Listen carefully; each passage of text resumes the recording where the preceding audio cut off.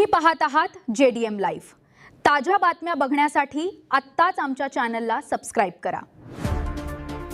सर्वात प्रथम आधी मी सर्व पत्रकारांचे स्वागत करतो। त्या ठिकाणी जी काही घटना झाली त्याबद्दल मी पहिला दिलगिरी व्यक्त करतो आणि मी ठासून सांगतो या ठिकाणी का मी महिला डॉक्टरवर हात उचललेला नाही।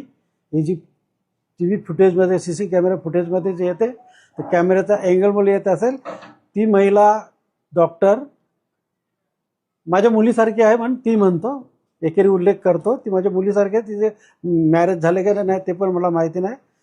सतत कानाला बोलत होते, आमची रिक्वेस्ट ऐकत नव्हती आणि त्यामुळे मी तुझा फोन ठेव बाजूला, आमची कंप्लेंट आधी घे, काय तर आमची तक्रार घे, ऐकून घे, एवढंच तिला बोललो। आणि मी त्या महिलेला मारलेलं नाही, आम्हाला बाळासाहेबांची शिकवण आहे, त्यामुळे महिलांवर आम्ही हात उचलला नाही आणि याच्यापुढे उचलणार नाही।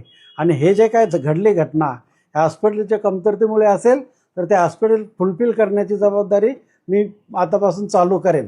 परंतु याच्यापुढे ज्यांच्यासाठी मी जे काम केलेलं आहे, ज्यांच्यासाठी मी धावून गेलो, जिच्यावरती संकट आलं होतं, अडचणीत आली होती, समस्या निर्माण झाली होती, त्यांच्यात तोंडून तुम्ही ऐका काय घडले ते त्या सांगतील तुम्हाला। विषय आहे की नेमकं तुम्ही तिथे का गेलात, कशासाठी गेलात आणि मग तिथे तुम्हाला काय असं उत्तर मिळालं की तुम्हाला हे ऍक्शन घ्यावी लागेल? यांनी मला बोलावलं, मी फोन केला यांच्याच फोनवरती, त्यांना फोन द्या सांगितलं डॉक्टरांना। डॉक्टरांनी माझे फोन घेतले नाही आणि 2-2, 3-3, 4-4 वेळेला प्रयत्न करून सुद्धा घेतला। ह्या सारख्या रडत होत्या।